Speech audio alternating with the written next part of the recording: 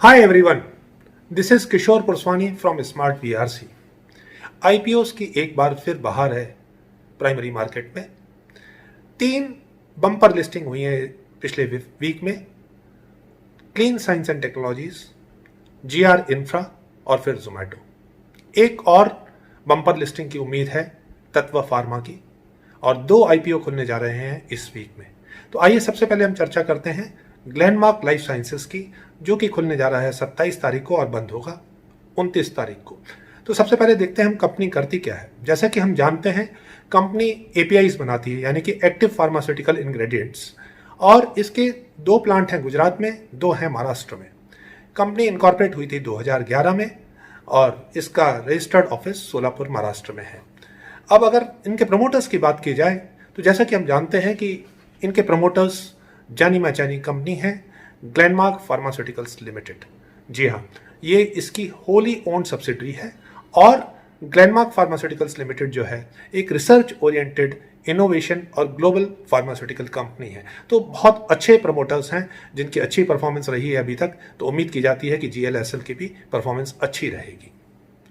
इनके प्रोडक्ट्स की अगर हम बात करें तो ये डिफरेंट वेराइटीज के प्रोडक्ट्स बनाते हैं। Practically in every range they have a product. They are into manufacturing and supply of high quality APIs for cardiovascular diseases, that is CVS, central nervous system diseases, that is CNS, pain management, diabetes, gastrointestinal disorders, anti-infectives and other areas. और अगर ये customers तक पहुंचते कैसे हैं तो इसकी अगर बात की जाए तो इनके 4 प्लांट हैं, जैसे हमने चर्चा की थी, एक अंकलेश्वर और दहेज गुजरात में, और महौल और कुरकम महाराष्ट्र में। और इनकी जो एग्रीगेट एनुअल इंस्टॉल्ड कैपेसिटी है एज ऑन 31 दिसंबर 725 किलोलीटर है, और ये प्रोडक्ट्स एक्सपोर्ट करते हैं काफ़ी कंट्रीज़ को, जिसमें Europe, north America, Latin America, Japan, और जो एक्सपोर्ट्स हैं लगभग 44% ऑफ सेल्स को कॉन्स्टिट्यूट करते हैं। और ये सीडीएमओ फील्ड में, यानी कि contract development manufacturing organisation field में भी काम करते हैं, और इस सेगमेंट से इनको लगभग 8% का बिजनेस मिलता है। अब ये करने क्या जा रहे हैं, कैसे और अपने कैपेसिटी को एक्सपेंड करेंगे, तो ये एपीआई मैन्युफैक्चरिंग जो फैसिलिटीज़ हैं इनको एक्सपेंड करने जा रहे हैं 200 किलोलीटर से। अंकलेश्वर में जो एक्सपेंशन है 2022 में कंप्लीट होगा, और दहेज में एक्सपेंशन 2022 और 23 में कंप्लीट होगा। जीएलएसएल जो है, यानी कि ग्लेनमार्क लाइफ साइंसेस लिमिटेड, एक नई मैन्युफैक्चरिंग फैसिलिटी भी डालने वाली है, और जो कि फाइनेंशियल ईयर 2022 में शुरू होगी एपीआईज के लिए, और ये 4th क्वार्टर ऑफ 2023 में कंप्लीट प्रोडक्शन शुरू होने की उम्मीद की जा रही है। अब अगर इनके प्रोडक्ट्स की बात की जाए तो बहुत जाने पहचाने नाम हैं। एंटी हाइपरटेंसिव ड्रग्स में टेलीमासार्टन, पेरेंट्रोपिल, और एंटी पैरासिटिक ड्रग्स हैं, डायबिटीज़ के ड्रग्स हैं, सीएनएस के ड्रग्स हैं, डर्मेटोलॉजी के कुछ ड्रग्स आपकी स्क्रीन पर हैं, जिनके लिए हो सकता है हमारे लिए तो नाम पढ़ना भी मुश्किल हो, लेकिन जो डॉक्टर्स हैं, फार्मा फील्ड से रिलेटेड हैं, वो डेफिनेटली उन्होंने इनका नाम कहीं ना कहीं सुना होगा, या कभी यूज़ भी किया होगा, कभी प्रिस्क्राइब भी किया होगा। और अगर अब इनके परफॉर्मेंस की बात की जाए तो इनके एसेट्स 1475 करोड़ से बढ़कर 1997 करोड़ यानी 2000 करोड़ के आसपास बढ़े हैं। 17% की ग्रोथ आई 1920 में, और 16% की ग्रोथ आई 2021 में। अब अगर इनके रेवेन्यू और प्रॉफिट की बात की जाए तो इनका रेवेन्यू 887 करोड़ से बढ़कर 1886 करोड़ हुआ है 2 साल के अंतकाल में, जो 75% बढ़ा है रेवेन्यू इनका 1920 में ओवर द प्रीवियस ईयर, और 22% बढ़ा है 2021 में। तो अच्छी इंप्रेसिव परफॉर्मेंस। अब अगर इनकी नेट प्रॉफिट की बात की जाए तो 196 करोड़ से बढ़कर 352 करोड़, डबल के आसपास।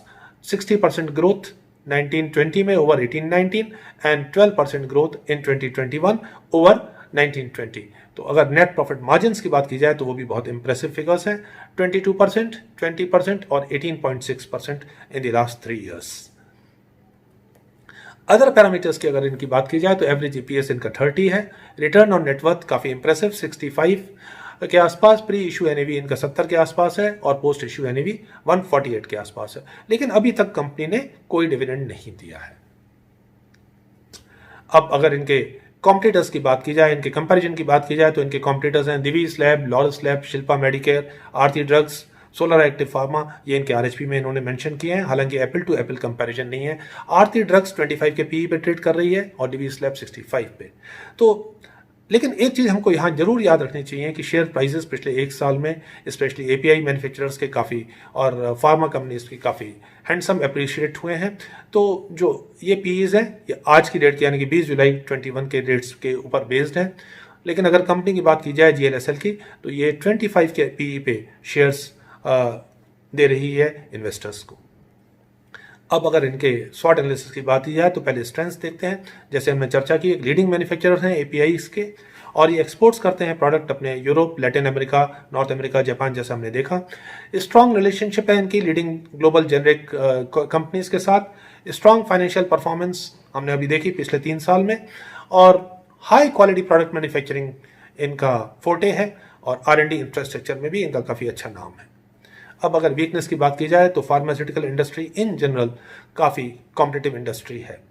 प्राइसिंग प्रेशर्स इन पे हमेशा रहते हैं कस्टमर्स के, तो जो इनकी प्रॉफिट मार्जिन्स और ग्रॉस मार्जिन्स को अफेक्ट कर सकती है।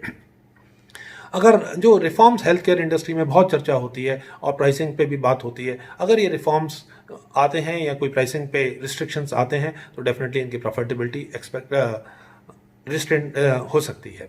अगर एक और इनकी जो ड्रॉबैक है, इनकी वर्किंग कैपिटल रिक्वायरमेंट्स काफ़ी हाई हैं।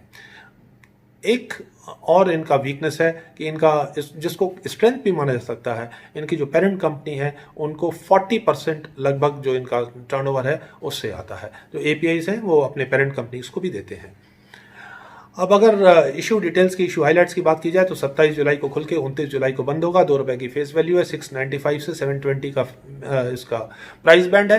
20 शेयर्स का लॉट है, और 14,400 रुपीज़ मिनिमम जो एप्लीकेशन अमाउंट है वो है। Maximum application amount 1,87,200 rupees for a retail investor.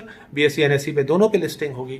जो फ्रेश इशू है 1,060 करोड़ का, और ओएफएस जो है ऑफर फॉर सेल 453 करोड़ का है।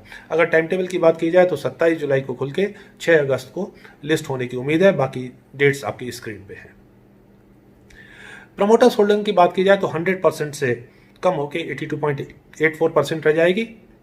इन्होंने जो एंटायर इक्विटी है एट पार इशू की है, और बोनस शेयर्स इन्होंने 10:1 के रेशियो में दिए थे फरवरी 21 में, जिसकी वजह से जो एवरेज एक्विजिशन कॉस्ट है इनके शेयर होल्डर्स की लगभग 14 पैसे, 14 पैसे ओनली। ऑब्जेक्ट्स, तो जो इन्होंने जिस अमाउंट पे बिजनेस ट्रांसफर हुआ था ग्लेनमार्क से जीएलएसएल में, वो इनको चुकाना है। 300 करोड़ लगभग चुका चुके हैं। 800 करोड़ और इस जो आईपीओ से कलेक्ट होगा अमाउंट उससे ये चुकाएंगे, और बेसिकली ये एक डेट फ्री कंपनी बढ़ने की ओर अग्रसर है। जो बाकी कैपिटल एक्सपेंडिचर जो हमने देखा कि जो मैन्युफैक्चरिंग फैसिलिटीज़ को एक्सपेंड कर रहे हैं या न्यू फैसिलिटी आ रही है, उसमें लगभग 152 से 155 करोड़ तक का इनका खर्चा उम्मीद है, और जनरल कॉर्पोरेट पर्पसेस भी एक ऑब्जेक्ट है। तो अगर कोटा की बात की जाए, क्यूआईबीज के लिए 50%, रिटेल इन्वेस्टर्स के लिए 35% और एनआईएस के लिए 15% का कोटा है। अब बेसिकली की टेकअवेज क्या है? लीडिंग एपीआई मैन्युफैक्चरर हैं, एक्सपोर्ट करते हैं, स्ट्रॉन्ग रिलेशनशिप है ग्लोबल जेनरिक कंपनीज के साथ, स्ट्रॉन्ग फाइनेंशियल परफॉर्मेंस हमने देखी। और अगर फ्लिप साइड पे देखें तो प्राइसिंग प्रेशर बन सकता है, और reforms in health care industry adversely effect कर सकती है। तो बेसिकली अगर हम देखें तो अगर सारे पांचों पीस की बात करें जो कि हम हमेशा चर्चा करते हैं, तो लगभग हर पैरामीटर पर इनकी अच्छी परफॉर्मेंस रही है। चाहे इनके प्रमोटर्स स्ट्रांग हैं, इनकी परफॉर्मेंस स्ट्रांग है, इनकी पेयर कंपैरिजन स्ट्रांग है, इनके प्रॉस्पेक्ट्स अच्छे हैं, और डेफिनेटली तो एक इन्वेस्टर इसमें सोच समझ के अपनी एनालिसिस करके अच्छे लिस्टिंग गेन के लिए इन्वेस्ट कर सकता है। और अगर लिस्टिंग गेन अच्छा मिलता है तो ट्रेलिंग स्टॉप लॉस लगा के आप इसको शेयर को लॉन्ग टर्म के लिए भी रख सकते हैं। Thank you very much, friends. Happy investing both in primary and secondary markets. Thank you.